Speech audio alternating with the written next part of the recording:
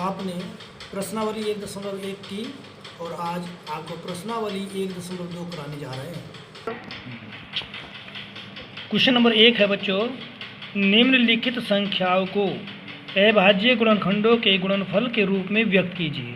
मैंने आपको ये 5 सवाल दिए हैं और एक सवाल मैं आपको करा रहा हूँ क्वेश्चन नंबर 3, गुणनखंड वृक्ष की सहायता से। इसमें हम क्या करते हैं, सबसे पहले जिसका गुणनखंड करना होता है वो नंबर लेते हैं। 3825 हमने लिया, ये कितने से कट रहा है उसकी 2 वृक्ष की शाखाएँ निकालते हैं।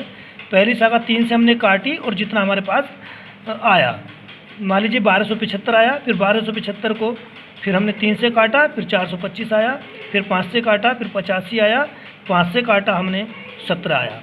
इस प्रकार आपका 3825 के, जैसे मैंने ये डॉट डॉट किया है, ये वाले नंबरों का सबका लास्ट तक गुणा कर देते हैं और इस प्रकार हम कहते हैं 3825 का गुणनखंड 3 × 3 × 5 × 5 × 17।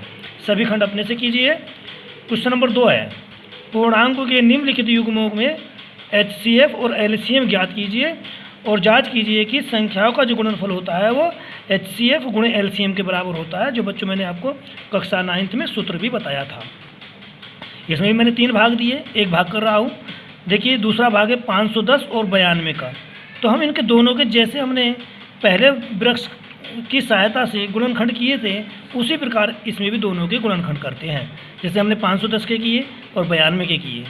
और 510 के 2 × 5 × 3 × 17, 92 के 2 × 2 × 23।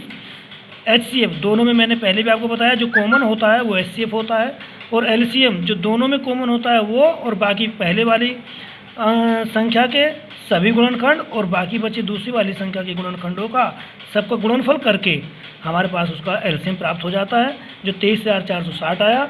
अब इसको हमको प्रूफ करना है, 2 संख्याओं का गुणनफल बराबर LCM × HCF दोनों रख लीजिए। पहले दोनों संख्या को रखिए और फिर आप इन दोनों LCM और HCF को रखिए, दोनों को जब गुणा करेंगे तो बराबर आएगा, इति सिद्धम।